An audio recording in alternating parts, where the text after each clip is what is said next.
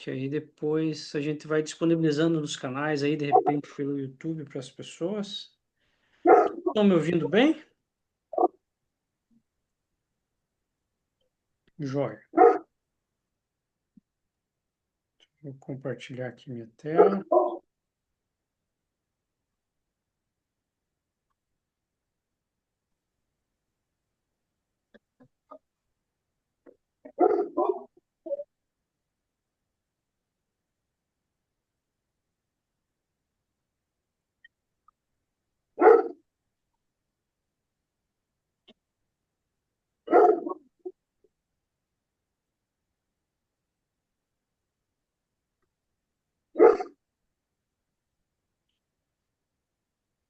Jóia. Todos estão conseguindo visualizar aí?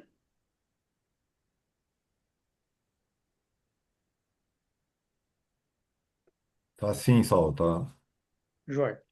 tá aparecendo até. Muito bem. Então, como nós falamos lá no grupo, o tema principal da nossa aula de hoje é sobre o modelo da mente, fator crítico e emoções na hipnose. Modelo da mente, na verdade, é até uma apresentação recorrente, né? Principalmente de quem tem a formação na hipnose clássica. Ele ajuda bastante, mas é claro, dependendo da apresentação, é bom a gente não ficar tão preso a ele. Mas como no grupo vai ser disponibilizado depois, então tem alguns que entendem, outros não entendem, mas pode, quem pegar depois vai ser disponibilizado esses slides para você adaptar da tua maneira. Isso que é o ideal para você dar os teus exemplos e até os exemplos de consultório, né?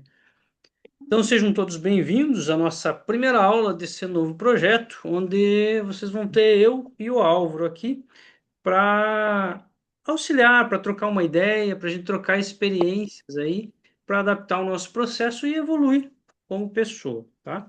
Ao final da aula dá para a gente fazer uma meditação guiada, também como eu prometi lá no grupo, tá? Então, o nosso objetivo de hoje é compreender como a mente está estruturada e o papel principal do fator crítico com as emoções são a chave dessa entrada para as mudanças, né? Assim como elas são a base de todos os significados de traumas, elas também são o precursor das mudanças, tá? Agora, uma pergunta interessante para vocês, para nós, você já tentou mudar um hábito racionalmente? Mas algo dentro de você parece resistir? Eu gosto dessa pergunta, principalmente na seguinte questão. Existem muitos processos, um dos processos que a gente vê bastante em empresa é o processo de coaching e a programação neurolinguística. Ambos são processos sensacionais, mas na grande maioria das vezes não tem um tempo hábil ou foi apenas um treinamento onde as pessoas colocam muito que o processo da repetição ajuda você a ter um novo hábito. E aí as pessoas acabam se frustrando porque elas repetem frases, repetem gestos ou ações, mas ainda assim não ressignificam ou não mudam a sua vida.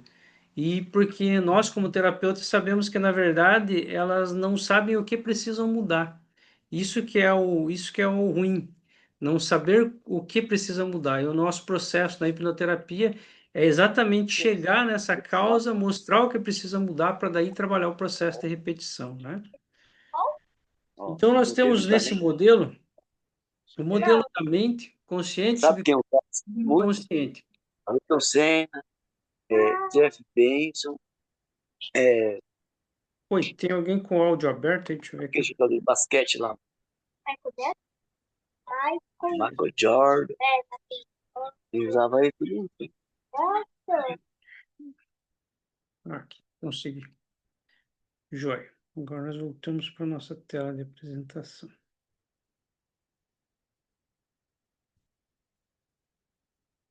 Vamos voltar aqui.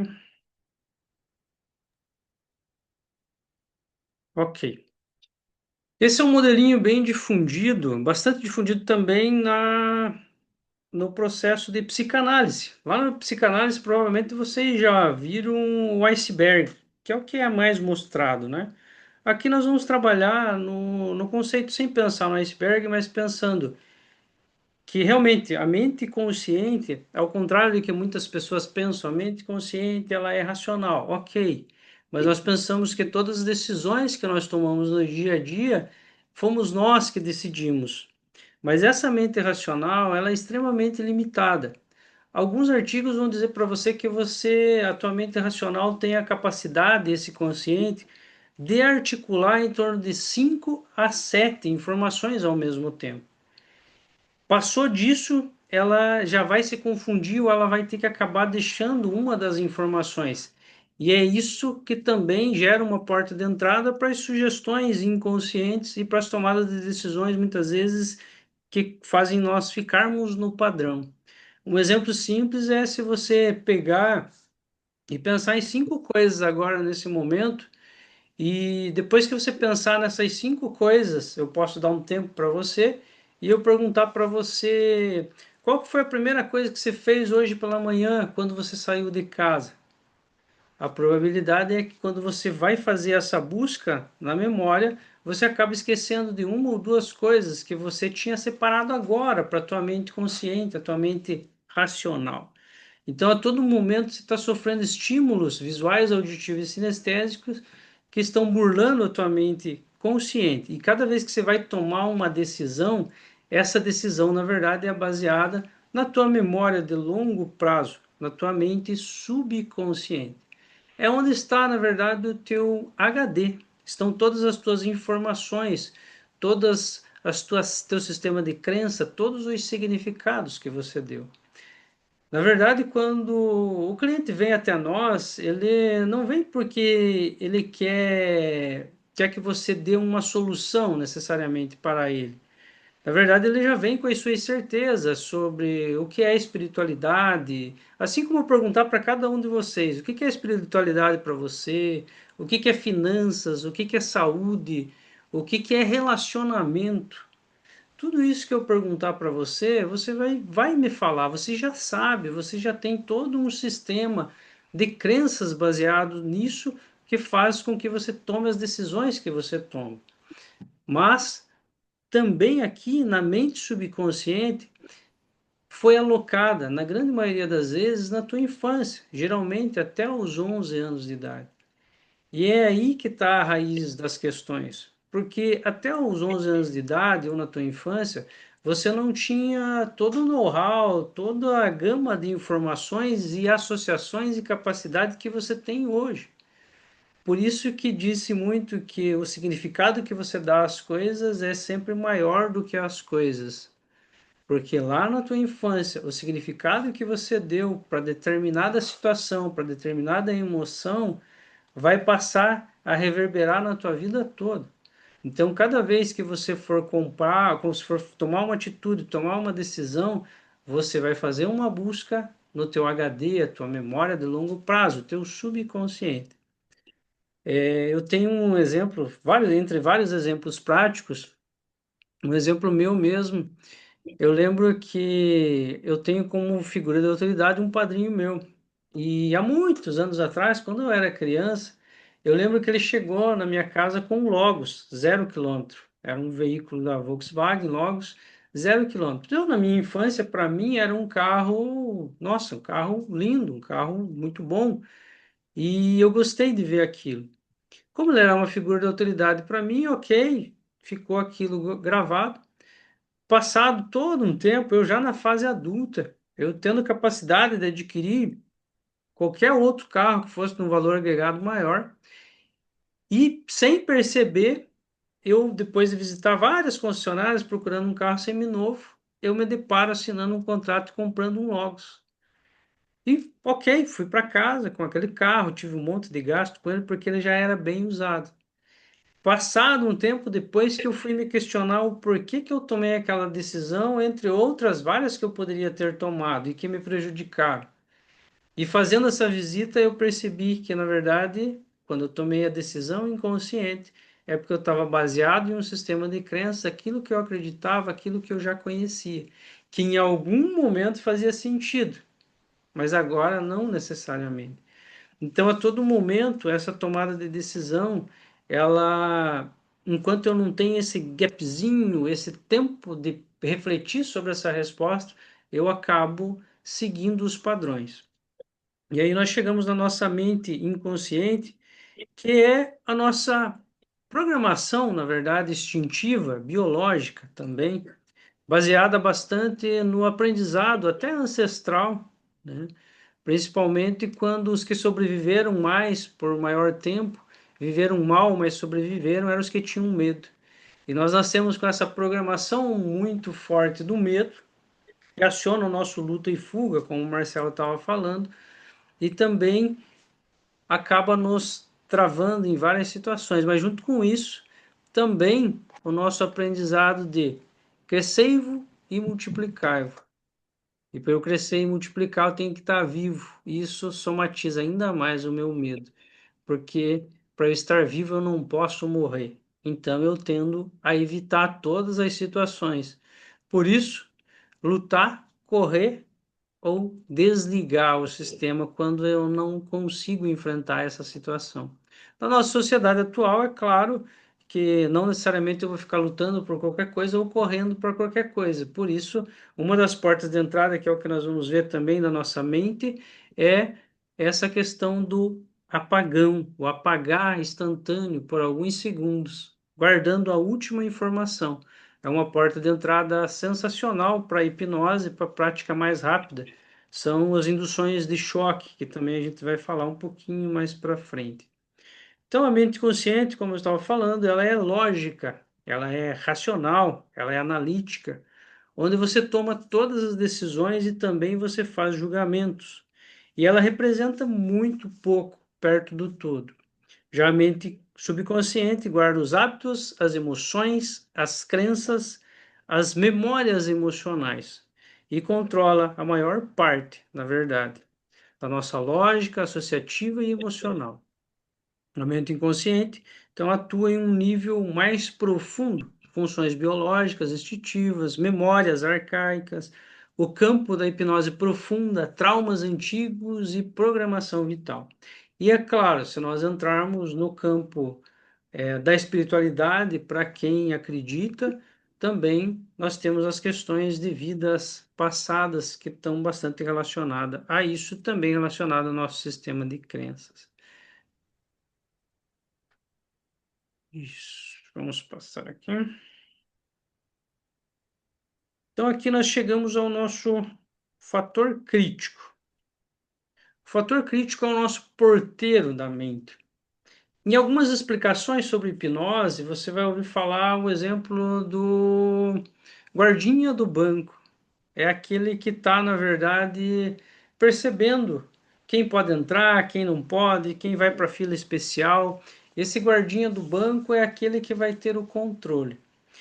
E é aí que é um grande argumento para nós que somos hipnoterapeuta, quando pergunto para a gente, poxa, mas eu tenho medo de fazer hipnose porque o hipnoterapeuta, hipnólogo, hipnotista, ele vai me controlar.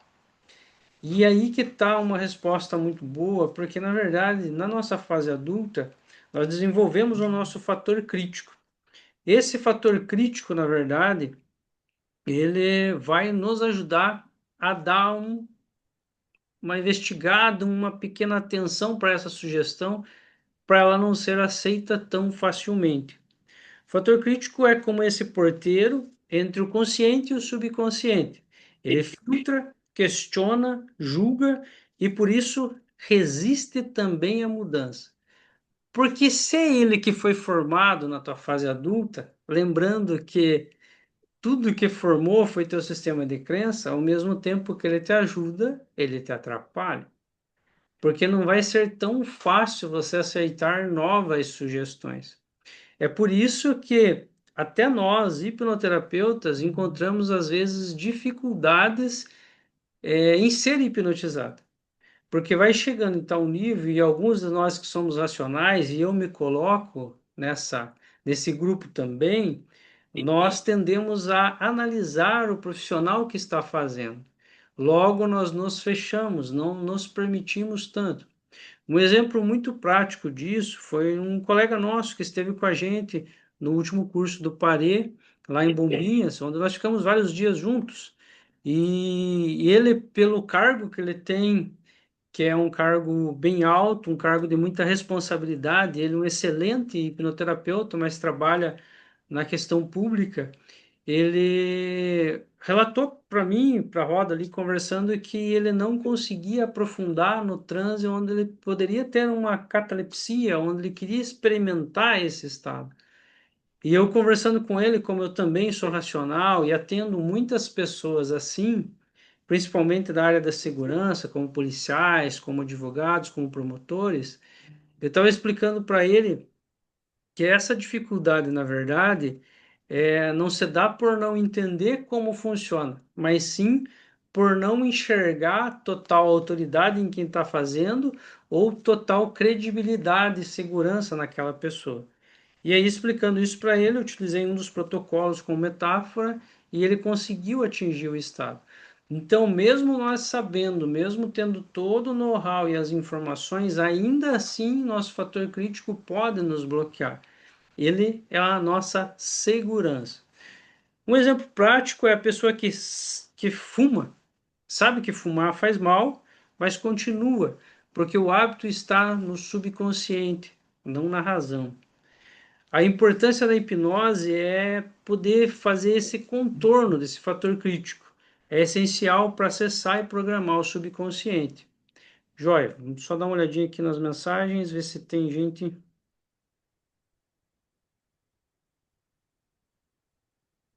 Joia. Pessoal, o pessoal da equipe pediu para quem puder colocar o nome, que nem todos estão com o nome, para ficar mais fácil para a gente identificar, tá bom? E todos desativar o microfone aí, tá bom? Para deixar os outros mais tranquilos, beleza? Vamos continuando, qualquer coisa, vão me avisando aí que nós vamos conversando.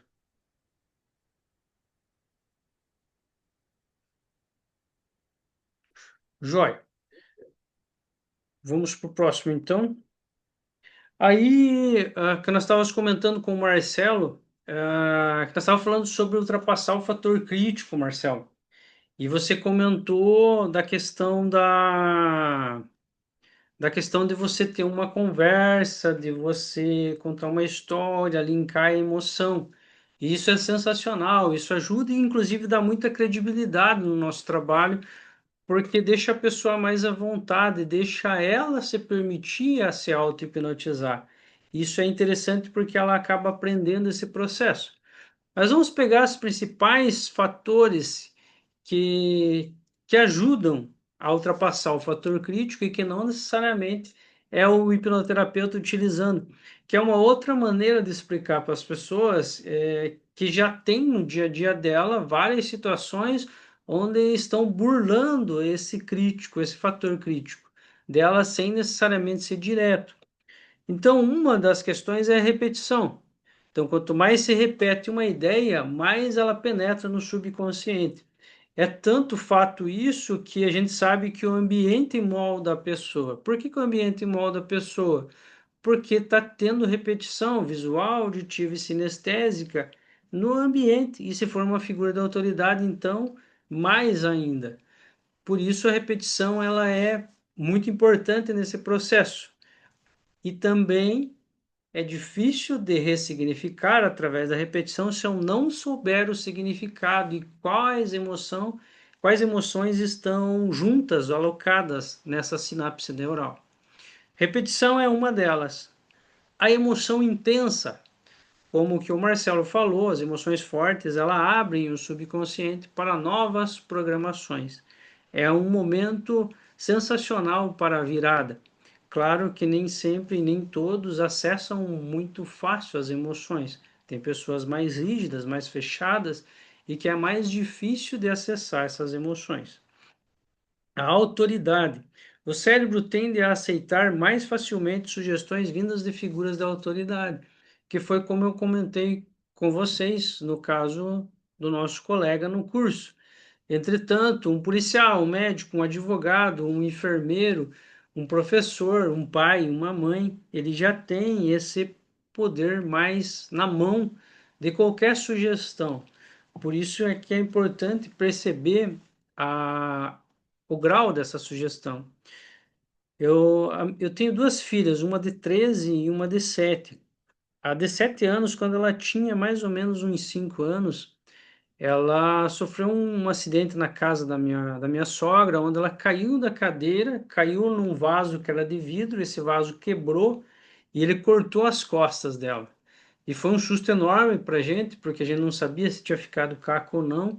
Então eu atendi ela, tive que virar ela de costas e tivemos que correr para o UPA. Até chegar no UPA, eu fui dando sugestões para ela e colocando ela num estado onde ela parasse de sentir aquela dor e não sentisse tanto o medo, que nós também estávamos com medo, porque não dava para ver se tinha caco. E quando nós chegamos lá no UPA, que eu consigo levar ela, eu levo ela até uma maca, uma enfermeira atendeu nós super bem e tal, colocou ela, mas a enfermeira olhou e não teve coragem de mexer.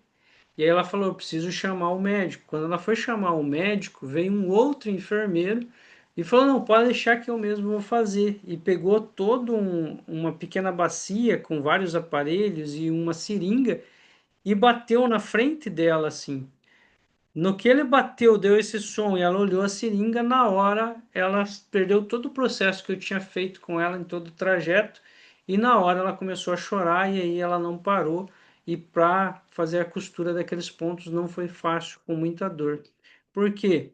Porque naquele momento um enfermeiro era uma autoridade maior para ela, pela situação que ela estava, mas como ele agiu, quebrou todo o processo que nós tínhamos feito.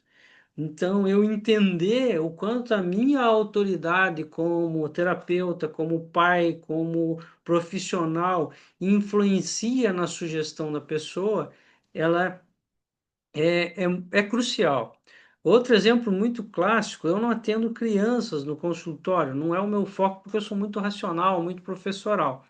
Mas às vezes, quando me pedem, eu atendo. E tem uma filha de uma cliente minha, ela tem 13 anos apenas, e ela teve um problema no relacionamento na escola e tal, e ela entrou num processo de dependência emocional, e ela foi fazer uma consulta com o terapeuta da escola, a terapeuta da escola, especialista, tudo.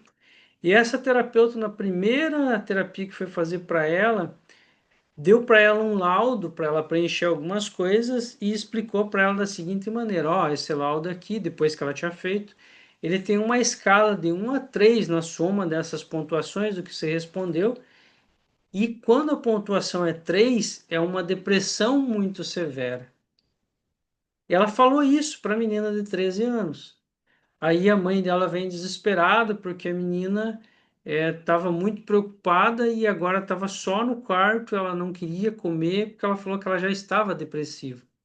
Então, novamente, uma figura de autoridade com uma sugestão dada direta, talvez mal compreendida, mal interpretado, a própria criança não tinha essa capacidade de entender sobre isso e nem diferenciar o que é dependência emocional ou o que é uma depressão, feita num teste rápido. Então, tudo isso somatiza muito e vai além do nosso crítico. A fadiga mental, quando estamos cansados, o filtro racional enfraquece. A fadiga mental é bastante interessante. Eu atendo muitos clientes da segurança, então de segurança particular, de empresa particular, e todo tático ele tende a trabalhar 12 e folgar 36, mas é normal, às vezes, nas escalas ou ter um outro trabalho, eles acabar trabalhando recorrente, principalmente em época de temporada aqui na praia. E é visível o quanto aumenta o número de acidentes, o quanto aumenta o número de incidentes, discussões até deles no trabalho, por causa principalmente da fadiga mental.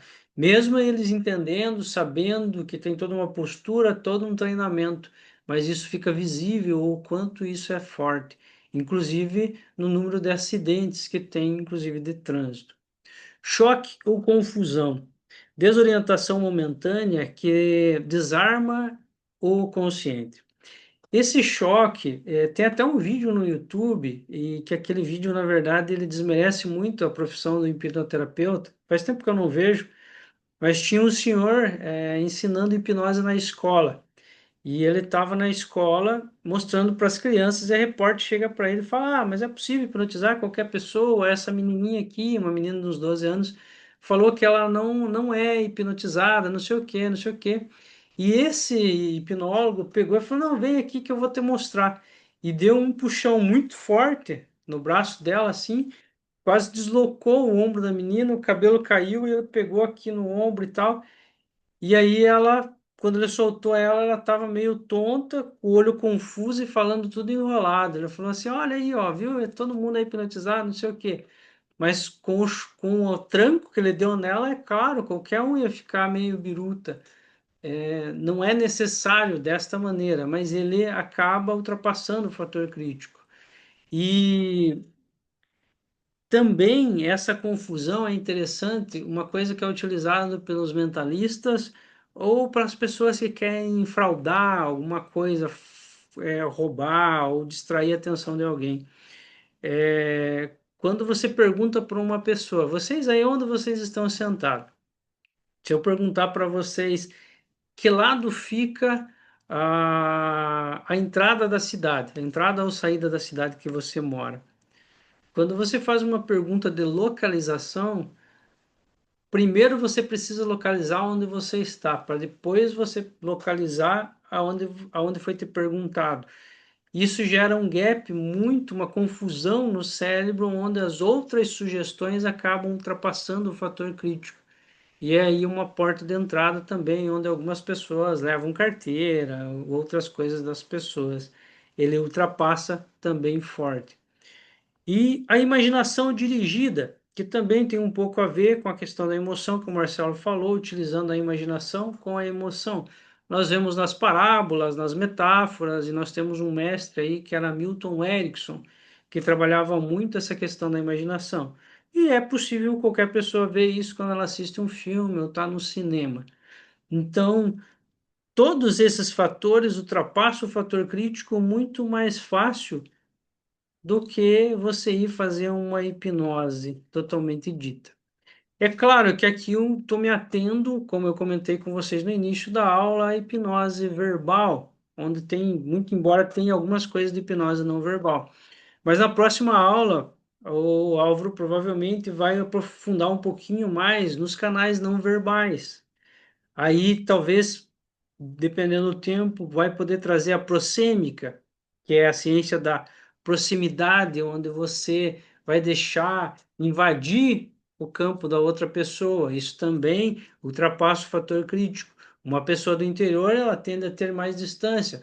Uma pessoa de um grande centro, ela tende a ter mais proximidade, o que já não ia ser tão infringido. Mas se você se aproximar muito de uma pessoa do interior, logo ela já vai ficar, já o fator crítico já vai começar a ser ultrapassado e as sugestões vão tendo uma sugestão atrás da outra, vai passar mais fácil. Aí tem o digital, que são os toques, que estressa a amígdala também.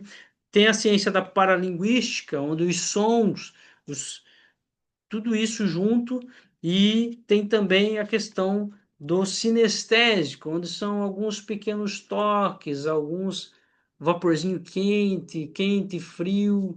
Tudo isso ajuda também a ultrapassar o fator crítico e é muito utilizado, inclusive, na não verbal.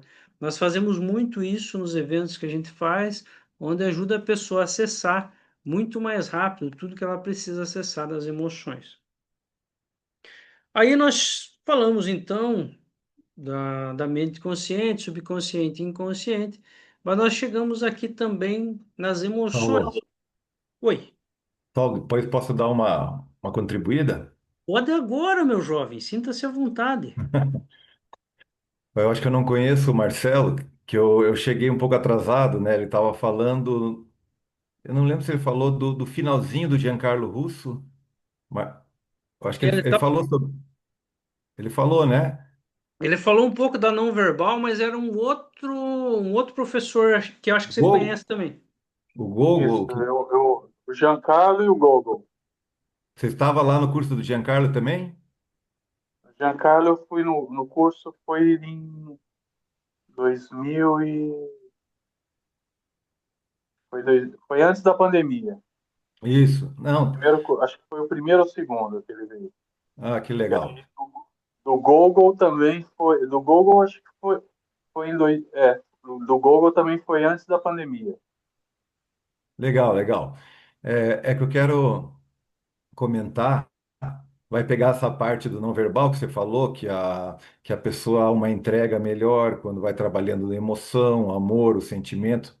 Concordo totalmente. E a parte da não verbal que eu vou ingressar um pouquinho mais, né? Não quero aprofundar muito nisso agora. Relembrando que eu e o Saulo, nas nossas vivências, e nós temos a mesma filosofia, finalidade e prática. A gente pratica isso, que é integrar o processo não verbal com o verbal, né? Não é escolher qual, e sim poder utilizar o que está dando uma resposta para o cliente. Então, quero comentar do item autoridade do Saulo, por exemplo. Quer ver que interessante? A gente pode pensar que, sei lá, 80% do paciente, do cliente, ele está respeitando a gente como símbolo de autoridade porque veio até o consultório. E quando nós vamos atender um major, um coronel do exército, quando a gente for atender um diretor de uma empresa, pode ser minoria, um político ou uma pessoa que tem essa personalidade de autoridade. Então, ali é a hora de a gente saber todos os elementos na clássica, né? Ali nós não podemos entrar com autoridade, porque o consciente dele criou essa sensação de que ele é superior. O subconsciente, a gente consegue depois levar ele para o processo. Então, nessa hora, olha que interessante, a gente começa abaixo dele, pedindo, Erickson até ensinava, se você puder, se você permitir, quando achar melhor hora, feche os seus olhos. Olha como a linguagem é invertida. A gente não vai entrar como autoridade. O inconsciente dele respeita a gente, mas olha como pode ser invertido o mesmo papel de autoridade é para entender os elementos para utilizar. Então, essa dá uma diferença que eu quis comentar. A gente começa com uma autoridade menor para que ele mesmo se conduza como se ele estivesse mandando e não a gente, né? Então, eu quis acrescentar nesse exemplo como é importante conhecermos todo o processo para usar isso a favor da característica do cliente. Todo mundo me ouviu? Sim, Show, show, é isso aí. Marcelo, concorda? concordo sim. A semana retrasada, eles me convidaram para fazer uma palestra da semana da enfermagem, e eu fiz uma palestra falando sobre a hipnose. E mais de 80% dos que estavam na palestra, que a gente fez um relaxamento e alguma hipnose, pseudo-hipnose lá, né? E a maioria ficou grudada na cadeira, coisas assim, só para a pessoa entender a força da mente dela, né? E teve uma pessoa que rebaixou muito, chegou ao sonambulismo. Uma da eu nem conhecia a pessoa, ela era da secretaria e aí como não tinha nenhuma autorização dela para fazer nada, eu só fiz ela sentir algum cheiro, alguma coisa, para mostrar para a pessoa que, assim como ela sentiu o cheiro, ela sentiu presenças diferentes, e isso serviria para ressignificar algo, que eu poderia ali estar trabalhando para fazer alguma ressignificação de algum trauma, de algum sentimento, né? E todo mundo ficou assim, achou fantástico porque ninguém conhecia a hipnose. E todo mundo que estava lá estava meio descrente, né, com relação a se funcionava ou não. E foi mais ou menos como você falou. Eu trabalhei com todo mundo ali falando, né, que no momento que você quer, que ali eu era apenas uma pessoa que estava guiando, que toda a hipnose é uma auto-hipnose, que depende dela, que no momento que ela se achasse à vontade para relaxar, para se aprofundar. Fui usando esse tipo de argumento para poder, porque ali a maioria das pessoas eram assim tinha médico, tinha enfermeiros, são pessoas que já têm uma descrença e têm uma autoridade até maior do que eu estava ali, né?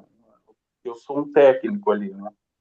Então, eu era um técnico fazendo uma palestra de hipnose. Então, eu falando dessa forma, né, deixando a pessoa mais à vontade para que ela decidisse se ela queria ou não se aprofundar, eu vi que o pessoal acabou engajando no estado de relaxamento.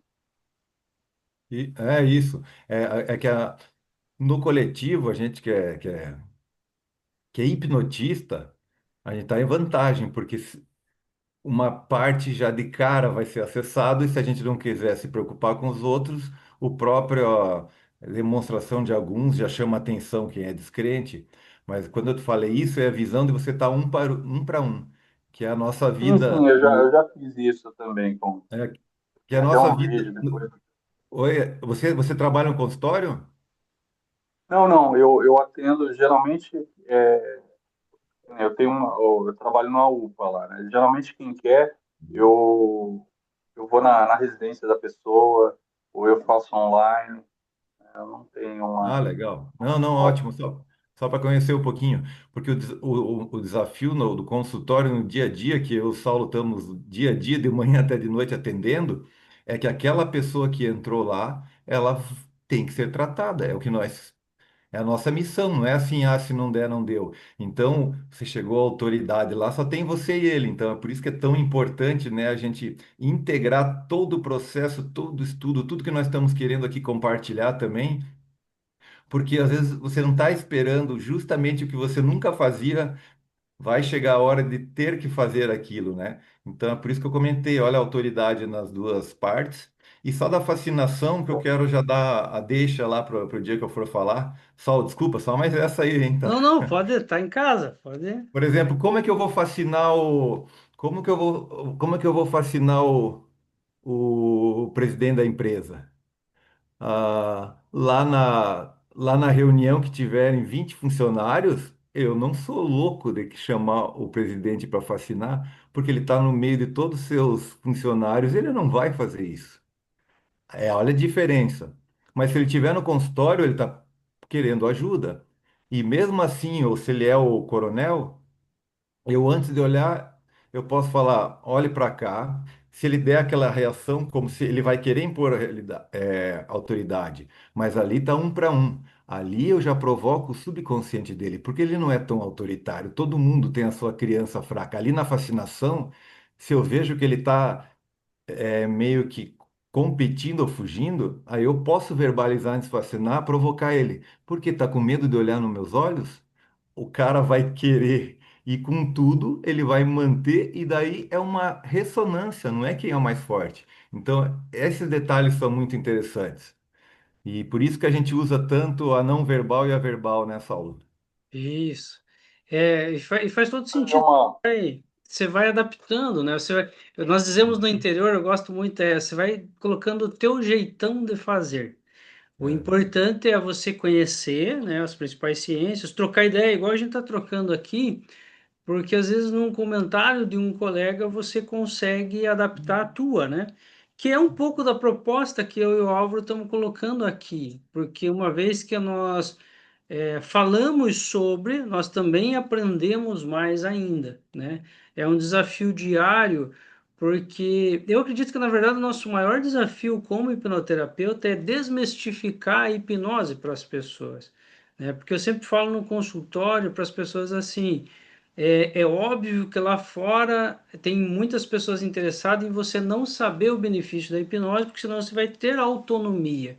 E ninguém quer que você tenha autonomia, porque uma pessoa com autonomia, ela não vai ser guiada, ela não vai consumir qualquer produto, ela não vai aceitar qualquer autoridade, ela vai estar no estado de presença.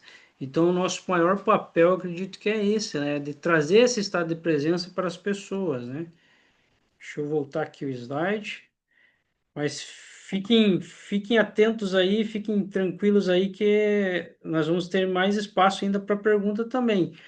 Pode anotar aí quem quiser, anotar suas perguntas. Nós vamos ter um espaço aí para trocar, que a ideia é trocas, tá? Então, nós chegamos aqui no ultrapassar o fator crítico, tá? Mas, interessante também pensar nesse ultrapassar o fator crítico, perceber a seguinte questão. Então, figura da autoridade, tá? A repetição, os traumas, as histórias e toda a literatura que eu tenho, livros, revistas, filmes, séries de TV, tudo isso aí está linkado nesses processos que ultrapassam o fator crítico e foi exatamente o que gravou em você, tá? Então, veja que interessante. Figura da autoridade, repetição, histórias, livros, revistas, séries de TV e os traumas. Agora pense no cliente chegando para você enquanto hipnoterapeuta.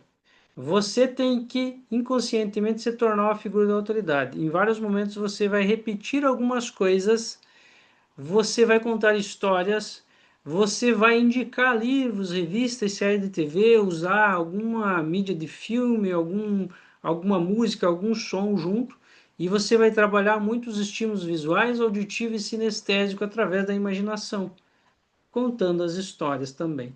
Veja que você refaz todo o sistema de crenças como foi formado no teu cliente, você pode refazer ele em uma sessão, se você tiver desenvolvido essas habilidades que nós estamos falando, souber ultrapassar o fator crítico e trazer ele para o teu lado. Por isso que eu defendo muito, eu sou muito fã da hipnose, porque eu, sinceridade, eu não consigo ver um outro processo terapêutico que não utilize ferramenta específica da hipnose que consiga ir tão direto na raiz e ressignificar a causa. E muito mais ainda a hipnose não verbal, que vai além, que nós podemos fazer isso num grupo de pessoas, sem a pessoa se expor, sem ela falar tanto sobre o seu trauma. Então isso é sensacional, as pessoas têm que vivenciar isso. E por isso também é importante nós, como terapeuta, nós fazermos as nossas trocas, nós estarmos em eventos, porque isso ajuda nós a liberar e a conhecer o processo que o cliente vai passar também, tá? Mas como eu falei, esse não é um assunto findado, então, tipo, o Álvaro ainda vai discorrer mais sobre ele. Mas agora vamos falar sobre as emoções primárias, segundo Paul Ekman. Alegria, desprezo, surpresa, nojo, tristeza, raiva e medo. Veja só, como eu falei para vocês, quando a gente nasce com uma programação, né? Crescei-vos ou multiplicai-vos, para isso eu preciso estar vivo, então eu tenho o instinto do medo.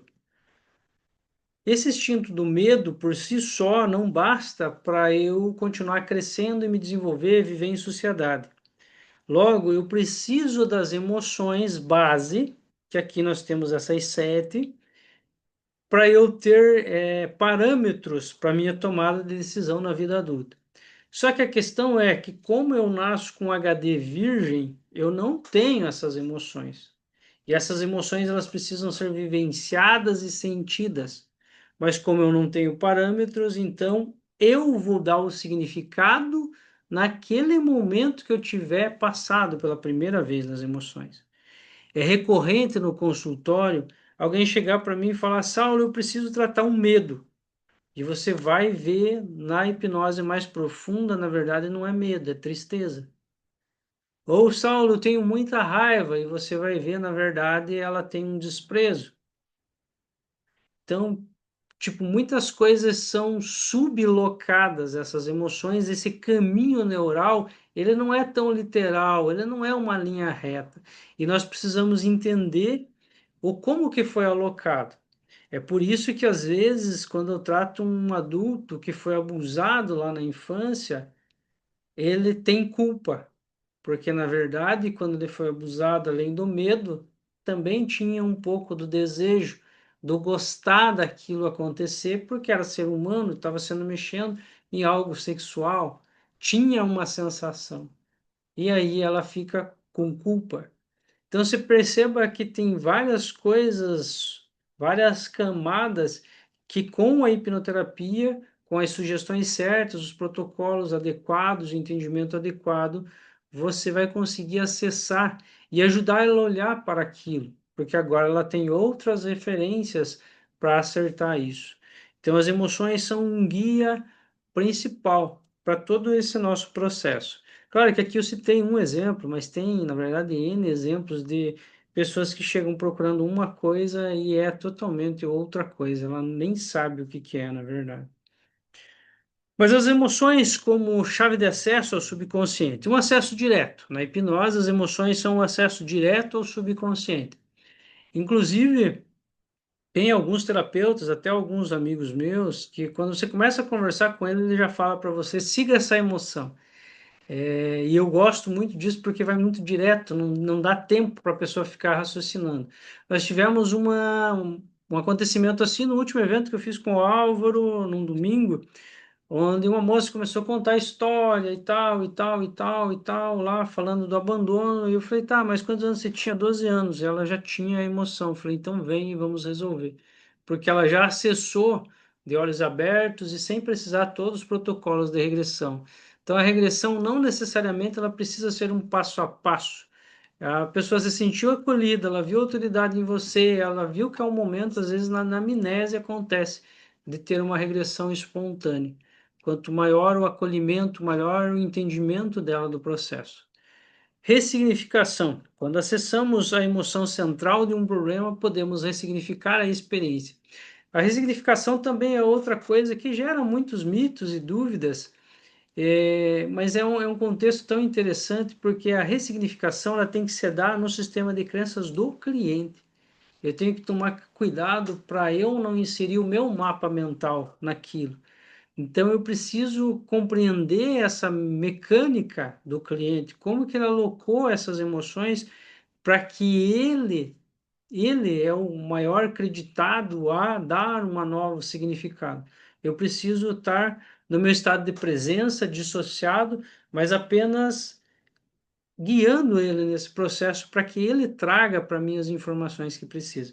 Nisso também Milton Erickson usava muito bem porque ele transformava em metáfora, mas não era qualquer metáfora, era uma metáfora que fazia sentido para a pessoa. Era como se ele tivesse uma capacidade de adentrar no mundo inconsciente dessa pessoa. Então, quanto mais nós conseguirmos estar presente nessa conversa, na terapia, mais nós conseguimos ter informações para ressignificar aquilo que precisa ressignificar. A origem dos bloqueios, emoções intensas, vergonha, humilhação, rejeição, muitas vezes estão na origem dos bloqueios atuais. Na hipnose, as emoções são acesso direto ao subconsciente. Elas funcionam como portais que permitem ultrapassar o fator crítico. Outra coisa interessante de se falar é que as pessoas elas têm muito que tudo é regressão. Na verdade, não é. Tem muitos pacientes que você não precisa levar ele à regressão para você resolver. Muitos pacientes você conversando, entendendo, utilizando outras técnicas simples, você também consegue ajudar ele a ressignificar todo esse material. E aqui nós chegamos para alguns exemplos clínicos. O medo de falar em público, um exemplo. A experiência original, a memória da infância em que foi ridicularizado ao ler em voz alta, a ancoragem emocional, processo hipnótico, acesso à memória original e a ressignificação.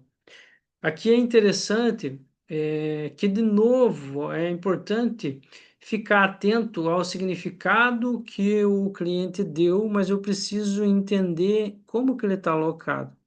Um exemplo muito claro é o meu.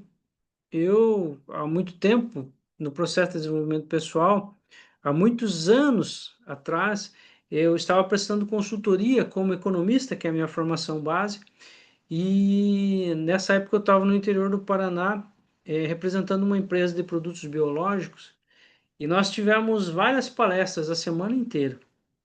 E na sexta-feira nós iríamos encerrar numa cidade próxima a Cruz Machado, aqui no interior do Paraná, e era com os agricultores. Eu estava representando a empresa, mas eu não era agrônomo nem técnico agrícola. Mas eu a semana inteira eu estudei os protocolos, eu fazia a venda dos produtos junto com a equipe. E na sexta-feira nós íamos encerrar todas as palestras nas cidades, numa palestra que nem era a maior das palestras. E quando eu cheguei nessa cidade e quando estava começando o evento, duas pessoas chegaram, diretores da cooperativa que estava patrocinando. E quando eles chegaram, uma das pessoas chamou a atenção para o meu inconsciente. Eu não sabia dizer o que que era aquilo. Ele estava com um terno preto, um cabelo bem preto, bem penteado, e aquilo começou a me incomodar. Eu comecei a sentir, a suar, começou a vir um pensamento: poxa, Saulo, você está aí dando palestra de produto biológico, você nem é agrônomo. Daqui a pouco a pessoa faz uma pergunta mais específica que você não sabe responder. Começou a vir esses pensamentos que não tinham anteriores. E a imagem daquele senhor começou a me incomodar. E aí já me deu vontade no banheiro, fui no banheiro, chegou minha hora de apresentar, eu tinha só 15 minutos, mas para mim pareceu uma eternidade. A hora que eu peguei o microfone, meu óculos embaçou, eu fui tirar o óculos, fiz barulho com o microfone. A primeira pergunta que eu fiz para a plateia, eles já me reverteram e eu já fiquei sem o que falar. Sei que dos 15 minutos eu devo ter ficado lá em 7, eu derramei litros de suor, eles traziam para mim os papéis para eu ficar secando. E eu saí daquela apresentação muito mal. Mas eu saí dali falando: não, essa é a última vez que eu vou passar por isso. Eu já conhecia a hipnose. Eu falei: ó, vou procurar um hipnoterapeuta e vou resolver isso. Quando eu fui fazer o processo da hipnose, eu acesso uma memória onde eu não queria aceitar que era uma referência do meu pai. O hipnoterapeuta validou, forçou até que eu aceitei que era meu pai, eu olhei para aquilo e logo eu acessei uma cena onde eu tinha 15 a 16 anos, onde meu pai estava fazendo uma negociação com o fazendeiro. Meu pai é cortador de pedra, ele assenta aqueles calçamentos, muros de pedra, por a vida inteira dele foi assim. E nesse momento na nossa vida nós precisávamos de muitos recursos financeiros, precisava pagar aluguel, precisava de alimentação. E aquele fazendeiro estava forçando de tal forma o pai para o pai fazer muito abaixo do valor que ele precisava fazer. Eu olhando aquela cena, do lado estava um casal, uma menina e um rapaz que eram da minha turma, da escola que eu estudava. Eu assimilando aquilo, para mim era um senso de inferioridade para o meu pai, o que estava sendo feito, mais a cena daqueles meus colegas lá namorando, onde eu estava esperando meu pai sendo humilhado. Eu assumi para mim um sentimento de humilhação e escassez. Inferioridade. Veja só, humilhação, escassez e inferioridade, um caminho neural. Eu assumi para mim que é o que o nosso inconsciente faz quando eu estou frente a uma situação a qual eu não tenho domínio, eu não tenho como superar aquilo. A ansiedade vem disso também. Eu assumi aquilo para mim, ficou guardado. Logo depois de tempo, quando eu estou lá, meu inconsciente trouxe a imagem do meu pai, porque aquele senhor bem alinhadinho, de terno preto e um cabelo muito preto, bem pintado e penteado, remetia à imagem que eu tinha do meu pai. Logo, eu não lembrei dessa imagem de pai, nada, mas o inconsciente trouxe sentimento de escassez e inferioridade. Logo, eu não era capaz de falar com todos que eu já tinha falado a semana inteira. Então, para você ter uma ideia que é muito importante perceber o contexto do cliente, para que eu não perca nenhum fio da meada, que as coisas não estão tão diretas às vezes, mas é o significado que ele deu. E a partir daí eu consigo ressignificar. Mas a importância das emoções na transformação. Consciência emocional. Reconhecer as emoções que influenciam o comportamento, isso é importante. Identificar experiências formativas ligadas às emoções, conexão com memórias, foi o exemplo que eu dei para vocês. Ressignificação, transformar o significado emocional das experiências. Nesse caso, o hipnoterapeuta me ajudou eu a entender que aquilo não era meu, que aquilo era do meu pai, eu já tinha outra capacidade, eu perdoar, aceitar, deixar ir e aí incorporou as novas perspectivas emocionais. É claro que depois, em outras fases, eu tive que também trabalhar a escassez, entendimento do meu masculino e feminino, fiz algumas outras terapias que são interessantes nesse processo, para que eu conseguisse deslanchar e continuar fazendo hoje o que eu faço. Certo. O poder da hipnose e da reprogramação mental. Então, nós até comentamos um pouquinho sobre indução hipnótica, né? O processo do guiar a pessoa para um estado alterado de consciência. Eu, como vocês podem perceber nos meus argumentos, na minha fala, na minha modulação da voz, Eu trabalho muito também Milton Erickson. Eu gosto da condução onde a pessoa se permite e entra naquele estado. Essa é uma condução elegante, uma condução tranquila. Por isso que eu gosto da hipnoterapia coletiva, eu faço muito isso também. É uma das maneiras. Mas aí tem as induções de choque, como nós falamos, que é o arm pull, toque de Charcot, tem a indução com a fixação ocular, que ela vai muito direto, leva a pessoa a um transe profundo. Tudo isso são induções, como ao cair essa caneta, você vai fechar os olhos e ir profundamente, como eu vou tomar essa água, é uma água mágica. No terceiro gole, no primeiro gole, você vai se sentir mais relaxado, no segundo vai ter uma vontade de fechar os olhos, e no terceiro vai fechar os olhos e entrar num transe profundo. Então, tudo pode ser indução. A questão é que eu preciso ajudar o meu cliente a entender qual é o caminho para a sua mente, que isso vai ajudar ele a se permitir a entrar em transe de qualquer maneira. Acesso ao subconsciente. Quando em transe, as barreiras entre consciente e subconsciente são reduzidas, permitindo acesso direto aos programas mentais. A hipnose é essa ferramenta poderosa para ultrapassar o nosso ego, esse vigia, o crítico, esse que acha que já tem tudo o que precisa e é ele que vai escolher o que precisa. E reprogramação, novas sugestões e integração. As novas programações são integradas, resultando na mudança. Então, a hipnose oferece esse caminho direto para programar padrões subconscientes que a mente consciente sozinha não consegue. Aí nós temos as nossas aplicações práticas. Tratamento para ansiedade é uma das coisas que eu mais trato aqui no consultório, é a ansiedade e depressão. Superação de vícios, alguns eu trato, não é tantos. Aumento da autoestima, atendo também. E aqui nós temos o processo de formação das crenças limitantes. Crença limitante. É interessante olhar para essas crenças limitantes não com uma questão negativa, tá? Por que não olhar para a crença limitante com uma questão negativa?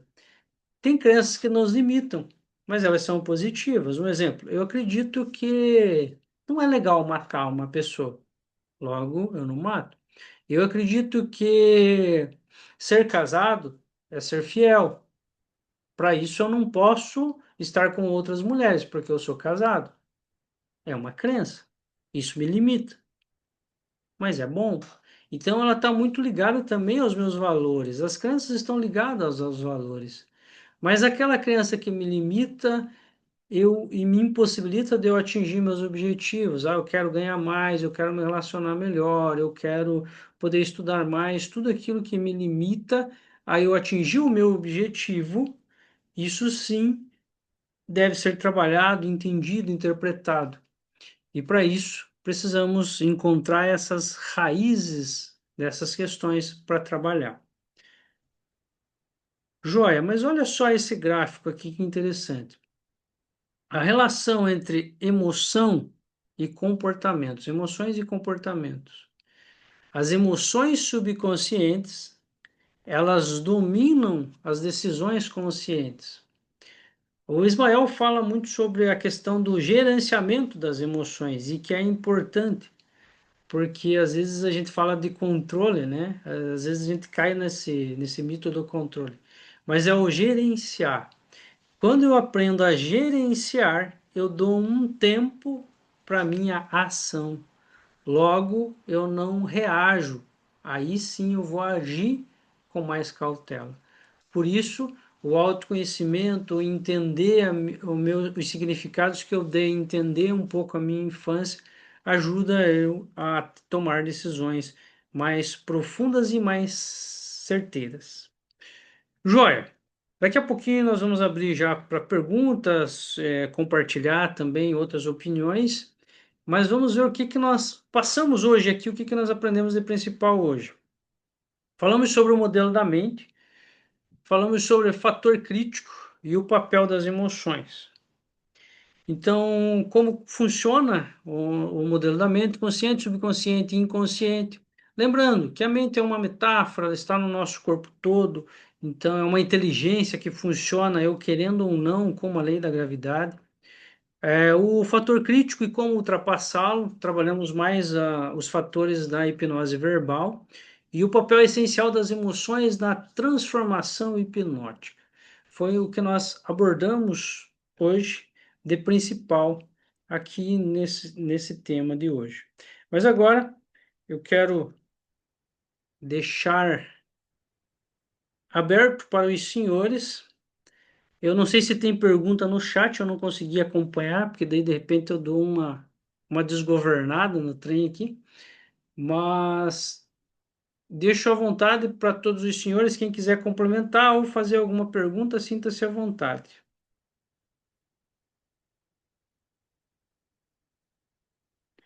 É aquela velha história, né, Álvaro? Se não tiver nenhuma pergunta das duas, uma, ou expliquei muito bem ou não entenderam nada.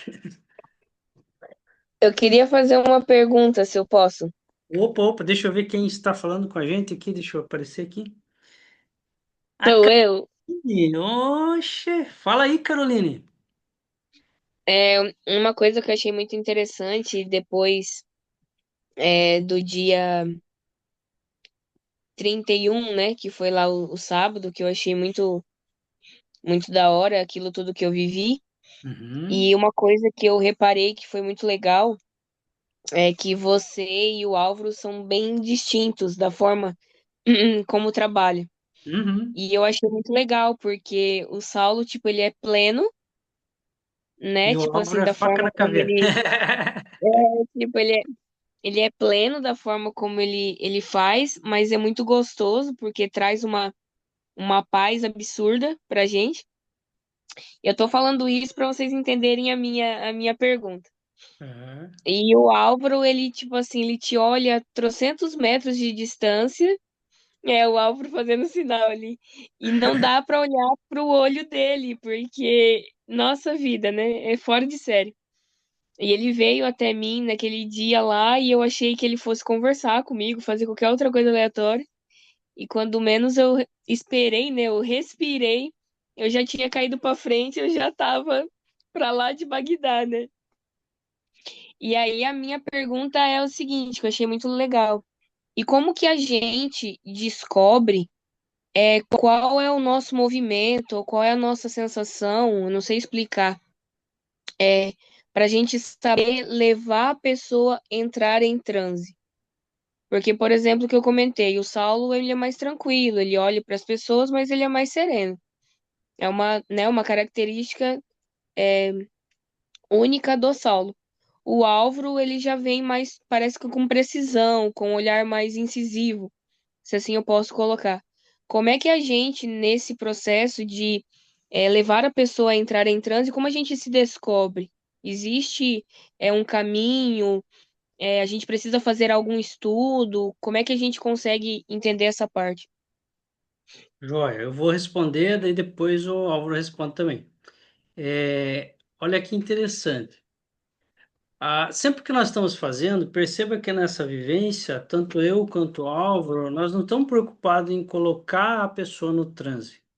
Nós nos colocamos no transe antes da pessoa entrar. Nós trabalhamos muito bem em neurônios espelho. E quando eu estou com o Álvaro, nós formamos uma dupla interessante, por quê? Porque eu trabalho a linguagem mais maternal e o Álvaro trabalha a linguagem mais paternal. Então, se eu não tiver com o Álvaro, aí eu preciso trabalhar mais a parte paternal também.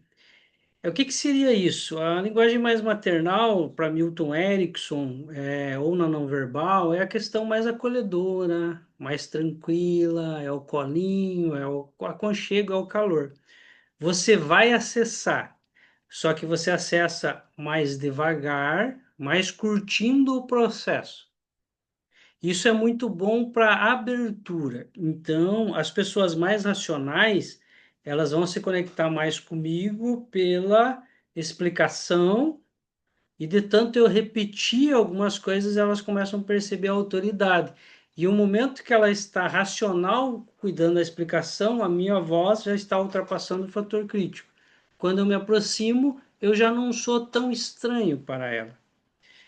Só que aí ela vai mais devagar. para acessar o transe. Aí eu posso até usar a hipnose clássica, que é a conversada, para fazer uma regressão, como eu fiz lá no evento também. Então eu converso um pouco, acesso. Já o processo que o Álvaro faz, a indução pelo olhar, que baixa um xamã nele lá e tal, ele consegue conectar as pessoas rápido. Isso é cirúrgico, isso é sensacional, porque vai muito rápido. Então você acessa e ali você já pode extravasar, né? E aí ele trabalha bastante com a prosêmica e com os sons também, que agora ele vai falar um pouco. Daí vai lá, Álvaro, agora é você.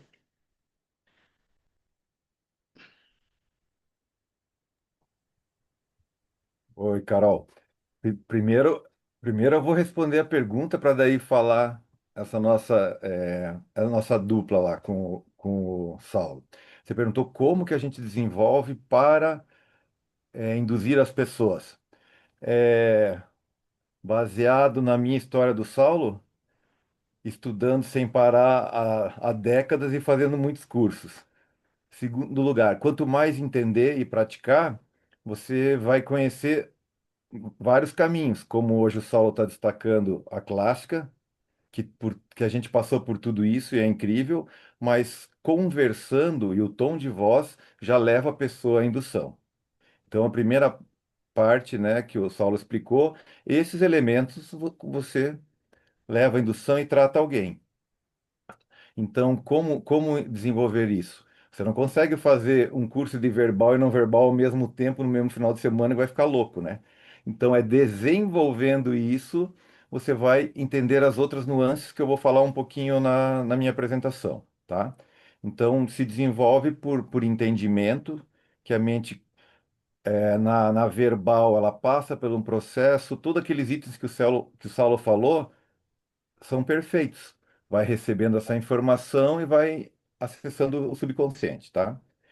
Para não verbal, eu não, eu quando fiz os primeiros treinamentos, eu não conseguia aplicar, eu não conseguia olhar para as pessoas. Só para você saber que isso aí não é assim, não nasce assim. Eu desisti e continuei trabalhando na clássica e é maravilhoso. Aí eu fui fazer de novo e resolvi experimentar. Parecia que era diferenciado. Daí eu fiz de novo. Daí eu falei, não, eu tenho que vencer, sei lá, a timidez do olhar que é minha desde criança. E dali, por repetição e investimento, eu voltei muito, muito decidido e a velocidade aconteceu. Então, essa velocidade que você viu foi treinando, treinando no espelho, praticando e entendendo a hora de fazer ou não, né? Mas no meu consultório a pessoa não chega já eu atordoando ela, não. Lá é acolhimento, minha voz é maternal, o meu jeito é emocional, sabe? Preparando para daí pro transe e para liberar. A fascinação ajuda muito, como os passes, né? O magnetismo e os toques. Então é um conjunto. Hoje eu me considero, e conhecendo o Saulo, sabendo disso, nos consideramos terapeutas integrativos, porque a gente não foi numa linha só, não achamos que essa é a única ou é a melhor. Todas são as melhores, e daí a gente consegue entender qual é a hora certa de aplicar. Então a dica é: estudem tudo, vão aprender aquilo que aquele cara falou que não, isso não é bom. Aí que você vai fazer aquele curso e vai ver que é bom sim. Beleza? Mais ou menos é isso aí? Eu entendi, porque parece, tipo assim, vocês passam uma confiança absurda, né? Então, tipo assim, se E a fosse. integração é isso. Como o Saulo já está criando essa parte, eu vou lá e vou agir da outra, sem a gente nem combinar.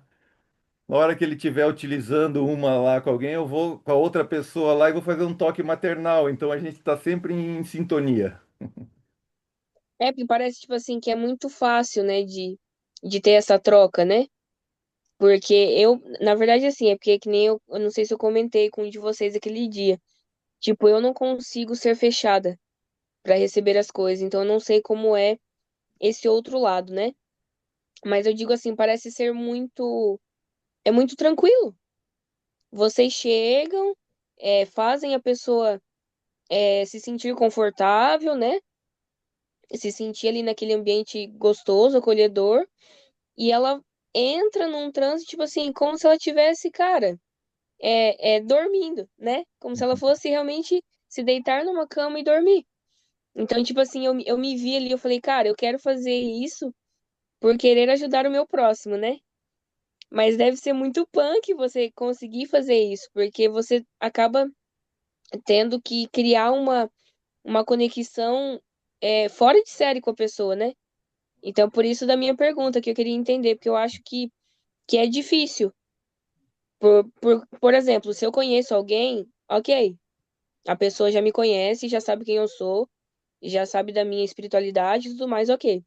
Mas e uma pessoa que não me conhece, como que eu vou chegar pra ela, que nem tipo o Saulo, chegou já com os dois pés, já conversando, trocando uma ideia. Você, Álvaro, também. Então, só pra mim, né, não falar demais, senão fica aqui até amanhã, né? Mas é só pra eu poder tirar Uhum. essa dúvida mesmo, né? Tipo, dessa conexão, como É. gerar isso também, né? Essa pessoa não te conhece racionalmente, mas o inconsciente dela absorve a tua intenção, o amor. Posso falar bonito, todas as gramáticas e estudos tem que fazer. Se você ama o que você faz, é vibrado e a outra pessoa sabe disso. Vocês É, sabiam que nós estávamos ali por muito mais do que uma, uma 100 reais no bolso. Não tinha isso. É isso é captado. Essa energia, o subconsciente, ele capta a intenção. Por isso que é número um, você já tem esse amor, essa intenção. Então você já está no caminho certo. Depois é estudo e prática, mas ele vem muito mais natural quando não é ao contrário, né? Fazer por dinheiro ou fazer por obrigação. Então, vai estar no caminho certo. é. Beleza? E outra coisa interessante é que nós falamos bastante é o A- estado de agra- presença, né? Agradeço, agradeço. O estado de presença, que é muito importante, É, exatamente. porque eu estar presente e eu só estar. Não é eu chegar perto de você, olhar para você e falar, essa aqui vai cair desse jeito, eu vou fazer isso. Não. É eu chegar para você com a intenção de ser uma ponte para ajudar você, de te ajudar te guiando, mas sem querer um resultado. E muitas vezes acontece de a gente chegar perto de uma pessoa que eu posso colocar a mão perto dela e ela fazer um movimento disso só. Mas para ela, no particular, no inconsciente dela, pode ter sido grandioso a ressignificação, porque o processo é dela. Se eu chego sem querer interferir no teu processo, o teu inconsciente vai perceber. Só que isso que não é simples. Veja que interessante. O difícil não é colocar a pessoa em transe. O difícil é você controlar o teu ego, gerenciar o teu ego e você só estar lá. Então, o trabalho do autoconhecimento, isso que vocês estão fazendo hoje aqui, ouvindo nós, por mais que muitos já conhecem talvez isso, ouvindo de uma outra maneira, isso já é um processo de autoconhecimento. Porque o argumento de um de nós, uma pergunta, um exemplo, ou às vezes até a figura de um dos que estão olhando nós, vai mexer em algo no teu inconsciente que vai mostrar para você algo que você precisa trabalhar. Então, o trabalho nunca cessa, é sempre estar querendo trabalhar você, tá? Esse é o caminho. Obrigado. Valeu? Obrigado a você por perguntar. Pessoal, sinta-se à vontade, dicas, colaborações.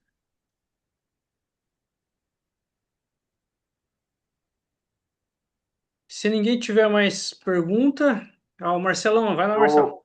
Eu queria perguntar para o Álvaro. Então, eu, na não verbal, uma dificuldade que eu sempre achei nela, assim, que quando você faz a clássica, né, que começa com a sugestão, e a pessoa te passa, né, o que ela quer ressignificar, você faz a sugestão e consegue fazer a ressignificação porque você está ali, né?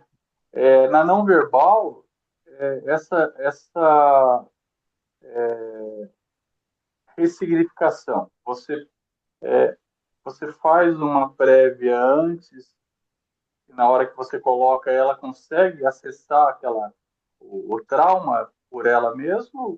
Isso que porque eu fiz em algumas pessoas, para falar a verdade, a não verbal eu usei acho que umas poucas vezes, assim, direto, né? E E a pessoa, ela relaxou, tal, mas ela, tipo, eu não senti que ela conseguiu ressignificar o sentimento que ela estava incomodando ela naquele processo. Eu senti que ela relaxou, que ela, assim como eu, né, aconteceu comigo, ela teve um momento de relaxamento, de tranquilidade. Ela falou que voltou, né, quando eu tirei ela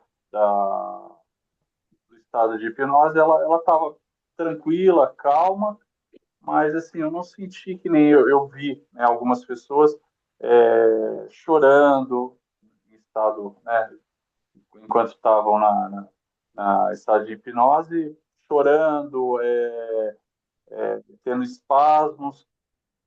Eu não consegui fazer a pessoa acessar o que ela queria acessar, na verdade, porque eu não sei se eu não fiz uma prévia antes, eu fiquei meio perdido nesse momento da não verbal. Tá. Essa tua a resposta não vai ser tão rápida, porque eu posso te responder isso pensando em 20 casos diferentes de pacientes, né, para responder na verdade, conforme a característica dela. Tá? Número um, não existe a cura, boto em transe e curou. Só fiz uma não verbal, botei uma luzinha no olho, acabou. Não é só isso a terapia, né? Então, como eu Não, falei, sim. por isso que eu sou integrativo, mas eu sabendo, tirando uma vivência, eu sabendo a história dela, o junto com o que você fez que ela relaxou, às vezes só a frase que ela precisava ouvir, um cochicho poderia ter sido a primeira grande etapa, que ela levaria 3 sessões de hipnose ericksoniana, mas aqueles minutos que ela foi, você achou que ela relaxou. Imagine se ela tem algo a resolver e aquela pessoa entrou em relaxamento, o inconsciente dela está liberando, vamos dizer que é ansiedade. Você vai fazer 3 vezes mais isso, vai dar um ingrediente, aí que você vai ver. Você nunca fez mais de uma vez, eu acho. Então, o que que é não verbal? Por que que eu falo de integração? Eu sei a história, ela está pronta para isso, eu utilizo vários elementos, né? Isso você já entendeu. Jogo um pouco de cada uma. Mas eu vou dizer aquelas pessoas que eu tratei e que não foi falado nada. Ela entrou num transe leve ou médio, mas pela leitura do rosto, ela estava lá fazendo o que era preciso, porque ela entrou no consultório e ela sabia o que ela queria. Aí esse transe vai liberando, em poucas vezes vai acontecer. É isso que, como é que funciona isso? Porque conscientemente ela sabe o problema, o inconsciente precisa ir na parte recalcada. Por isso que a não verbal é incrivelmente intensa. Não que a pessoa tem que chorar, se ela está na frequência, ela já está liberando, porque a linguagem do inconsciente não é verbal. Então, funciona, praticando funciona, mas claro, tem que vários elementos. Quer ver? Deixa eu te dar uma informação ali, no caso você. Por exemplo, você entrou em catalepsia. Você achou que estava tranquilo. Você entrou num nível praticamente 2 a 3 de aprofundamento fisiológico, não é o teu pensamento. Você mais 3 vezes nesse teu transe, alguma coisa que você quer resolver, você teria resolvido. Você só foi uma vez.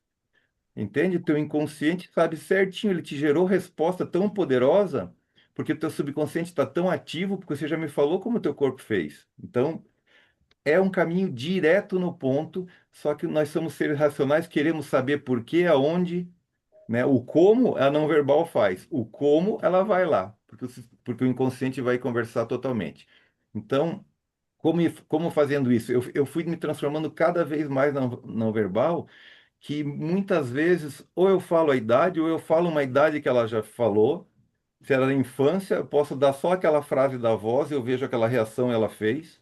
Depois eu jogo a segunda idade no segundo dia e ela começa, e outra que na segunda ou terceira vez ela vai mais profundo, porque você entende que até na clássica você vai fracionando e vai elevando. Sim, sim. Então, ela muito rapidamente vai acionar. A resposta é que eu vinha ver na prática, porque eu falei que eu ia no curso e falava, caramba, isso aqui não vai funcionar. Funciona porque funciona, mas funciona porque é uma linguagem direta. O transe, que é o trânsito entre consciente e subconsciente, ele é intenso, ele é intenso. Então ele não gasta com palavras, ele não gasta ouvir. Mas a pessoa fala lá, nossa, Quer ver quantos me falam assim, ansiosos, que falam, nossa, não senti nada, não chorei nem nada. Eu falei, pois é, né? 34, eu cronometro quase, 34 minutos sem se mexer ali. Tá, mas eu tava só escutando o barulho da música e do carro lá no centro, né? Eu aí 34 minutos sem se mexer, o que quer dizer dele? Verdade, eu não consigo parar sem me mexer. Eu sei que ele está em transe e não reagiu nada. Por quê? Porque simplesmente o inconsciente está tirando a angústia que ele já sabe a vida inteira da ansiedade e está dando o antídoto, que é a paz. Aí ele vem o segundo dia, pois é, eu não entendi o que que eu fiz, mas eu dormi bem pra caramba e estou menos ansioso. Não precisamos falar mais nada. O estado não verbal é incrível. Agregando com a ericksoniana, com uma verbalizada, porque o cliente que é mais visual, ele precisa o convencimento. Então eu uso um pouco de tudo, mas sério mesmo. Pratiquei muito só não verbal para eu mesmo ter como laboratório. Ele vai diluindo o que é preciso. A gente não precisa se preocupar com fenômenos. Só ver a leitura dele, se ele está em letargia, só aquela sintomatologia acontecendo, já é o caminho. Já é o caminho. Por isso que é não verbal. É como se tivesse as ondas teta fossem mais profundas, só que a gente não tem os eletrodos para poder medir, né? Mas pode ter certeza que eles estão nela. Como a É, gente às vezes está acostumado a fazer a hipnose clássica, e você ir perguntando, e a pessoa ir falando, e você conduzindo, né? Aí cria-se aquela, né? Eu não conduzi, não falei nada.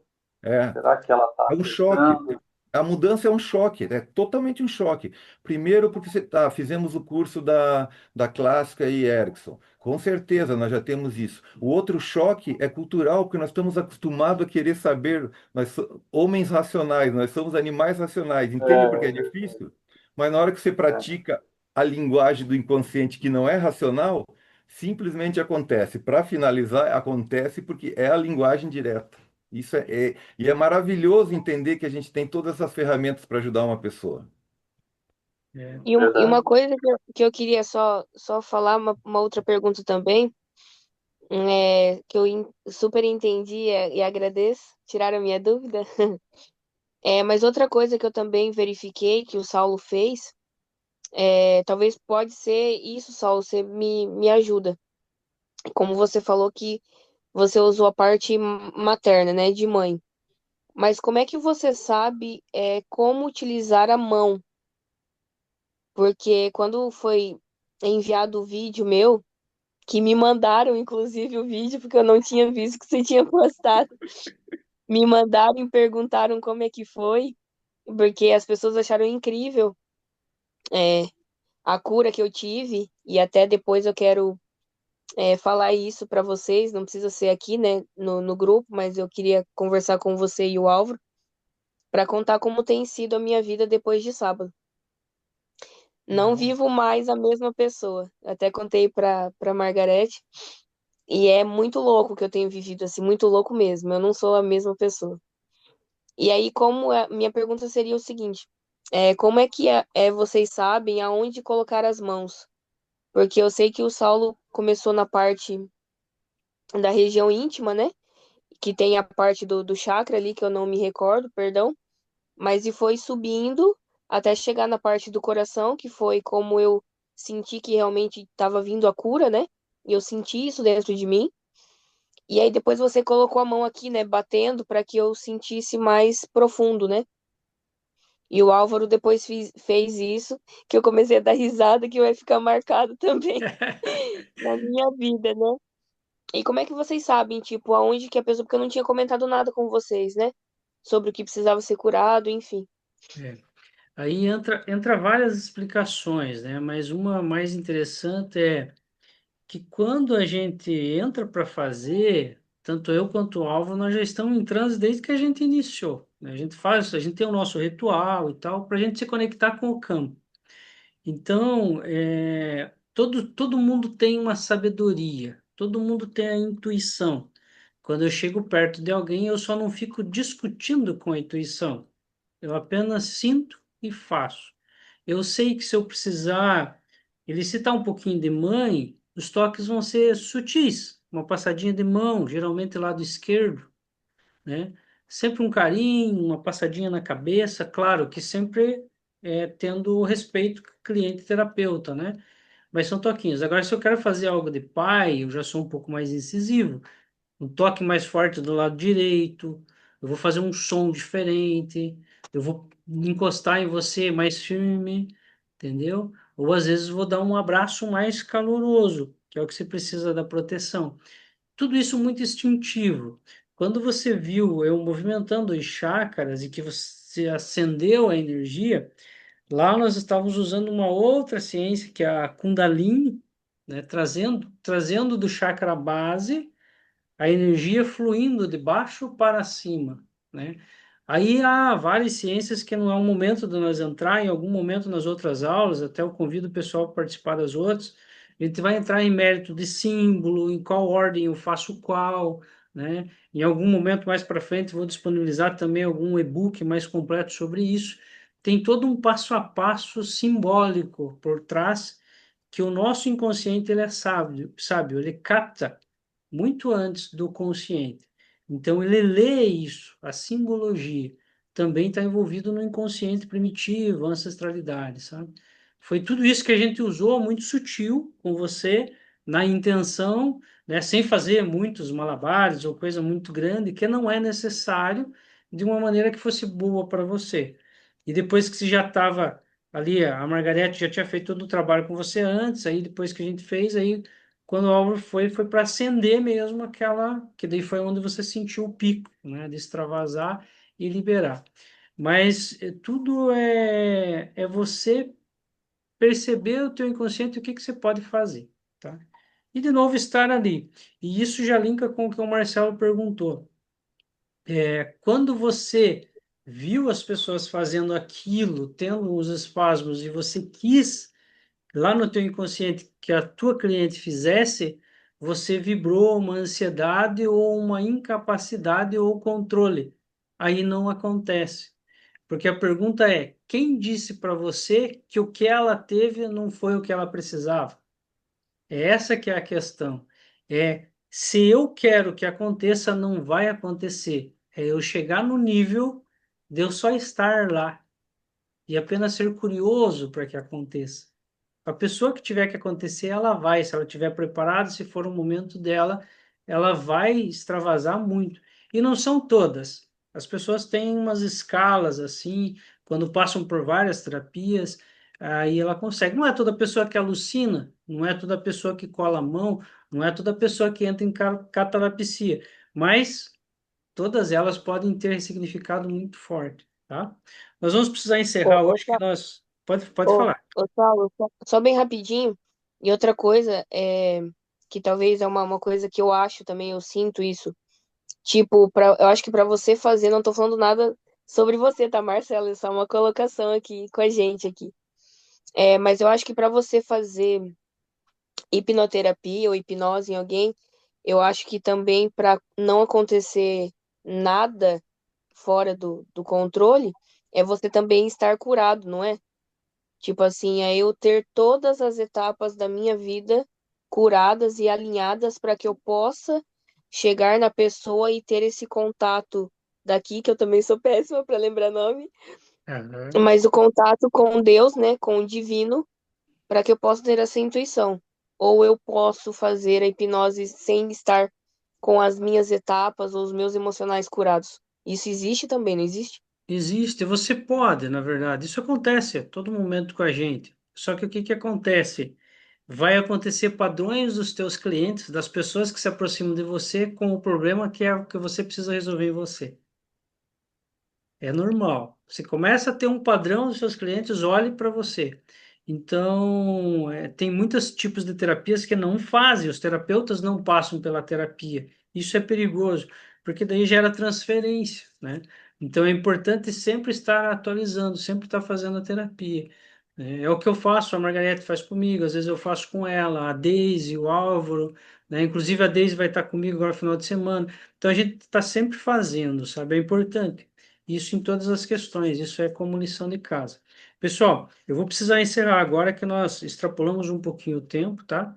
Mas eu já faço o link para vocês, convidem, comentem lá no grupo como que foi a aula, convidem mais pessoas e vamos estar junto na próxima aula, que daí vai ser o Álvaro, agora na quarta-feira, né, Álvaro, você vai fazer?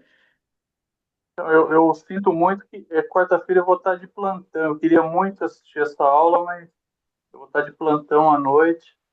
Vai ser gravada a aula? Nós vamos gravar e daí nós passamos um link particular para você daí, para quem tiver Aí eu interesse, a gente vai agradeço. passando. Eu queria muito. Hoje eu estou de folga, né? Então deu certo de eu conseguir participar. Mas daí, essa semana eu trabalho segunda, quarta e sexta. Ah, tá. Joia, não, daí nós É. disponibilizamos, vai ser Uhum. uma aula sensacional. Até eu vou ficar assistindo aqui, porque é um assunto bastante interessante e cada vez que é Então, falado vai surgir, até nas perguntas vai surgir coisas que nós vamos anotar aqui e aprender. Isso é legal. Valeu, Lindo. pessoal. Um Valeu, forte valeu. abraço, desejo um bom descanso a tá bom. todos, tá? Compartilhem lá no Valeu. grupo como que foi a aula para convidar mais pessoas, compartilhem com seus amigos, isso ajuda a reverberar nosso trabalho, tá bom? Forte abraço. Até. Valeu, valeu. Tchau.